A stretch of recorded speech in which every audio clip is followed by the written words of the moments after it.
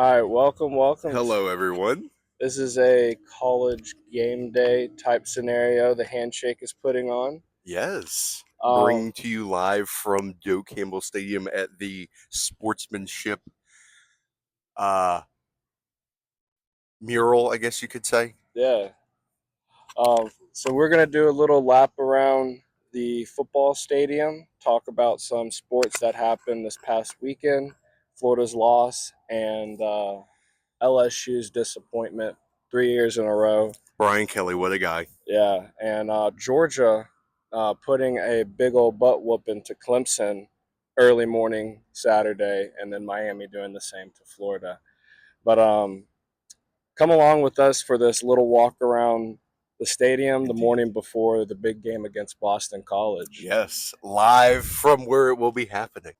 All right, everyone. The next stop of the walk around tour, I guess, would be the new additions to the stadium. There are a little bit, as you can tell behind me, a little bit of a difference of looks as far as Doak goes. Some fancy bathrooms right now. Yes, some fancy bathrooms we got behind us right here. A lot cleaner and nicer than the ones, of course, we're used to at the games on Saturdays usually.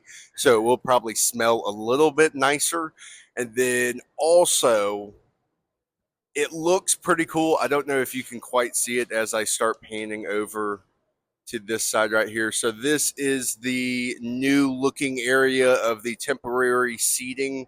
I don't know if you can quite see, but there's some high noon sponsorships in the back that we can't really get into.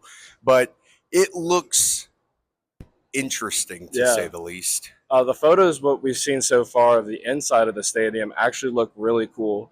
But can't wait to see it in person today. I know it's going to be warm today for sure. So it's going to be very interesting to see if there's any bit of a change as far as like drafts, the air, all Mhm. that, because they've made complete renovations to this Yeah. place. It's crazy, like looking up, like they have a new walking section area that wasn't there before. That's like closer than the next level where it usually was. It's Mhm. very different for sure. It is. Very different. Yeah. But yeah, so this is the first little part of the walking around tour as far as the bathrooms and the new area of where they're putting the temporary seating. So while we're walking, we could talk a little bit about the first game that happened on Saturday, Georgia versus Clemson. Yes, what a game as far as defense the first quarter, and what a game for Georgia's offense in the second. Yes. Coming out, it looked like those two teams were going to have a low scoring game that Oh yeah, first half. it looked like last year whenever it was, I think it was like 12-3, 9-3, when it Mhm. 10-3, something like that. Super low scoring, super high defense, very low offense, a lot of three and outs. I mean, pretty much what we saw the first half for sure. Yeah, But then, of course, the second half, it was a Clay totally different we story. could then realize that Clemson's offense cannot be run unless you have Jesus at quarterback Hmm. or Black Jesus at quarterback. Yeah. So Clay Kubnick, or however you say his name, he's not bad. He's not great by any means necessary. And Mm, also, I think it's definitely a part of Dabo's awful system he tries to run every year. yeah. Which Georgia does have a very young offense and defense. Their wide receiver core looks as dangerous as it was prior years we've had. Brother, they looked electric. They looked good. I mean, even with their tight end being gone from the draft and them losing a bunch of draft picks, I mean, they got fast guys on the team that know how to. They just had to scheme it up differently for their their playmakers to make the plays that they needed to in order to get away from Clemson and eventually close the door on Clemson. All right, everyone. The next stop on the tour around the stadium is going to be the new area where the newest construction is actually being done at Doak Campbell and at Florida State. Yeah, they're extending out the practice facility over here. There's a lot of work being done compared to what it was last time we were here around baseball season. Let's try to give them a look Yeah. about it. So as you can tell, and if you've been to Doak before, there used to be a ginormous practice field area, parking, all that kind of stuff here. As you can kind of see in the background, that's what it'll eventually turn into. Hmm. So they're definitely getting started on it. I mean, as you can see, the elevator and some of the outer rafting, as far as the building on the side where the soccer stadium is actually starting to get fully built. But it seems like stuff is slowly coming together. It's definitely gonna take a little while, it seems. Definitely. There's a lot of stuff getting built around here, and it's pretty cool seeing that, like the stadium getting refreshed, Yeah, and we're getting FSU is getting a giant new practice facility. Well, even bigger than the one they already have. even bigger than the one they Yeah. currently have. If y'all haven't seen the inside of it, it is actually really cool. Probably one of the coolest practice facilities I've seen in photos and everything. She's a beaut. Yeah. And it's going to get even more beautiful with the add-ons that they're going to have for the football only facility. So it's going to be very cool for sure. Yeah. That's one thing Florida can't say. Their facility is an all sports facility. This is going to be a football only Only facility. facility, no Yeah. swimmers. Mhm.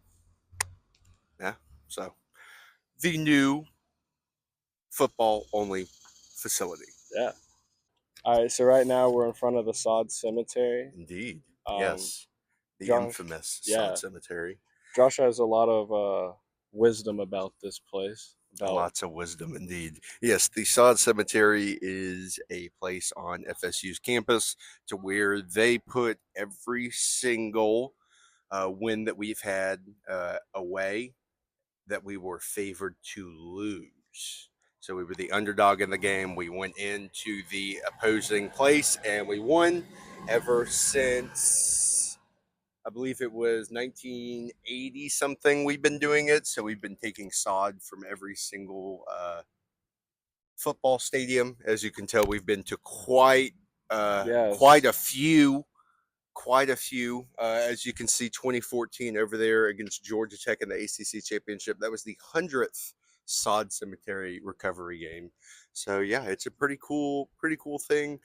Um, yeah, they the actually have a sod cemetery where you can actually come here and do tours of it, and they can give you like a quick little 30-minute overview of everything and the history of it. So it's pretty cool. that is cool.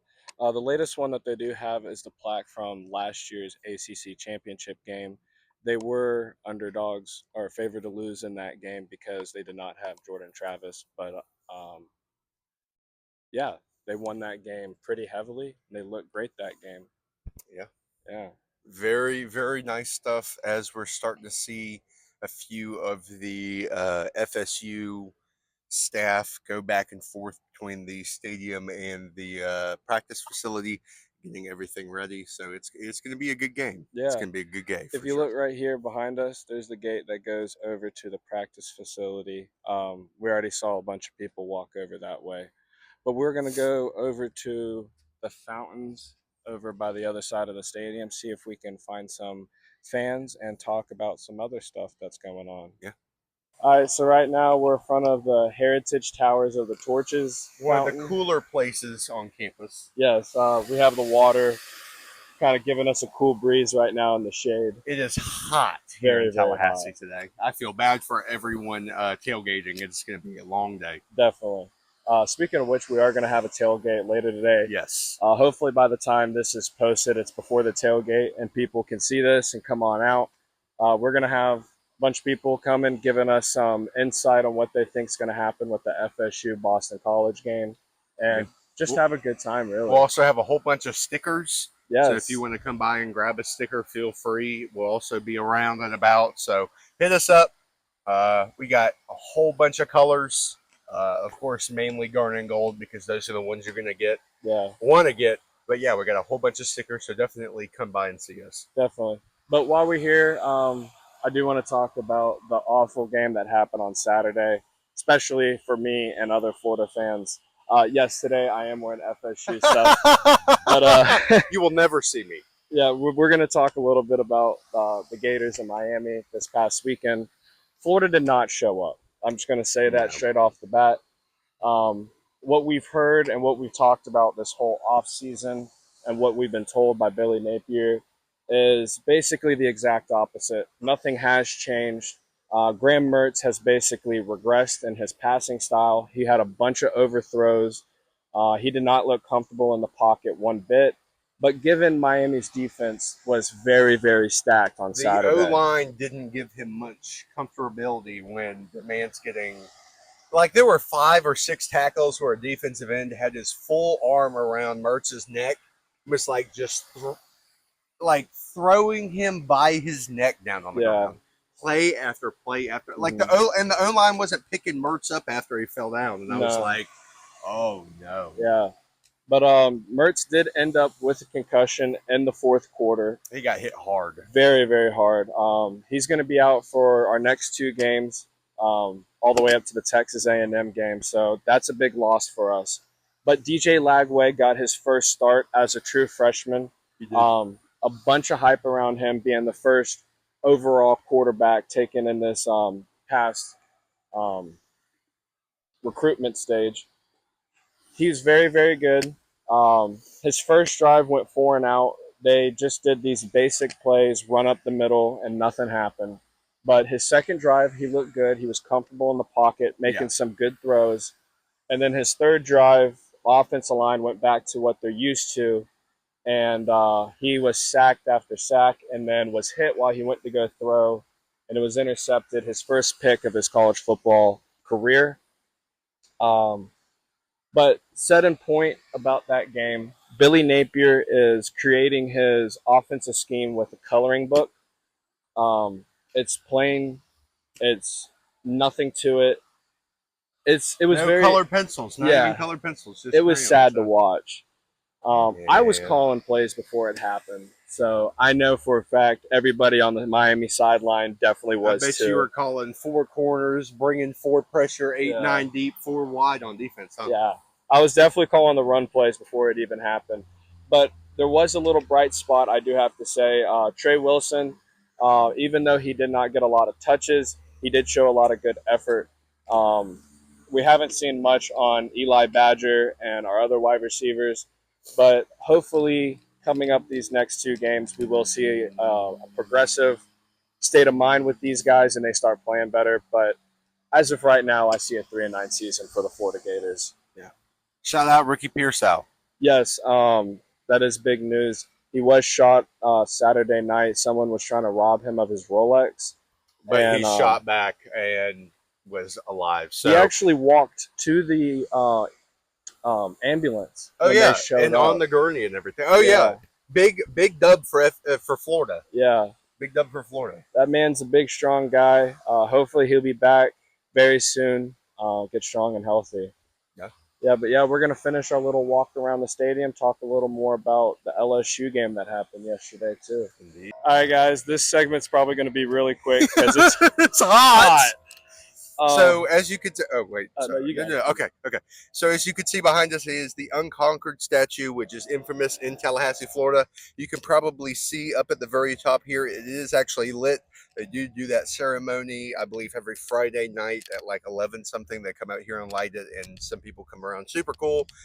The background behind the unconquered statue is it was actually said by Chief Osceola while he was on Renegade after a big battle against the white man, but but it is well renowned in the United States, well renowned at FSU. I mean, it's a beautiful statue. Everyone knows it from College Game Day because they usually have it right here on Landis Green, which is where we're at. So it's a very cool, just a little add-on to the beautiful brick structure that we have at Doak Campbell Stadium. But yeah, Definitely. Real quick before we get off of this segment, I do want to get your prediction on the Boston College game that's going to be happening today. I feel like Boston College is going to cover, and they're going to be a whole bunch of points, Mhm. but FSU will pull it out with a 10-point win. I think FSU is going to pull it out with probably either a 3-point to a 10-point win, also. Yep. So, yeah, Cassian or Cassian, whatever his name is for BC, is going to have like 800 total productive yards yeah, with rushing and passing. It's going to be insane. But yeah. and real quick, the other game Today? yesterday. Oh, LSU and USC. That was a game that we were totally wrong about. Very much thought, Brian Kelly and LSU would be able to close the door easily with a USC that doesn't have Caleb Williams. Yeah. They ended up showing up and showing out. LSU looked good that first half, coming back and tying it up before They were the halftime. better team for sure. Yeah, For sure. but they had lack of communication towards the end of the game. It did fall upon Chip Kelly Yeah. with his bad coaching down towards the fourth quarter. But USC looked strong, stayed in very well, They stayed in and the game even when LSU scored with like I think it was like a minute mhm, and 20 something left. They stayed composed. They went down the field. Everybody thought they were just going to go for the field goal, and then they run it right down the middle with like a 25-yard rush for a yeah, touchdown. So beautiful. yeah, good for USC. They come out on top of that game. So the only two losses in the SEC these past, or three losses, was Texas A&M against Notre Dame, Florida against Miami, and then last night LSU versus USC. Yeah. Yeah, Mm. but we're gonna make a walk back over to a shaded part, and we're gonna sign off on this segment of the college football. Indeed. Yeah. All right, everyone. Thank you so much for tuning in to this walk around the stadium pregame, our version, a little bit of a pre-college game day. Definitely tune in to the show that we're going to be having on later on today at the tailgate. Definitely going to have some fun stuff going on. Definitely come by, pick up a sticker, come say Yes. hey, grab a beer, come and have fun. Yeah, definitely. This has been a lot of fun It going around the has. stadium talking about what's happening, different college games going on. We're going to hopefully do this every home game that Florida State has. And yeah, it's just been a blast. Just y'all come out to the tailgate that we're going to be doing. Hopefully, this is going to be posted before all that. Yeah. And tune into our podcast on Mondays and Fridays. Today is a little different because given this game is on a Monday, but tune in this Friday at 7:45. We'll be on talking about some NFL games that will be happening on Thursday. Yes. Our first kickoff to that. A little bit about our fantasy football that we set We up, did. Yeah, we and had a little bit of a draft last night at Hobbit, which was fun. definitely, and we'll be talking about more games that'll be happening next week and for week two. So, but other than that, thank y'all so much for watching. Um, you ready to sign off? Indeed. Yeah. Game Day Handshake signing off. Peace.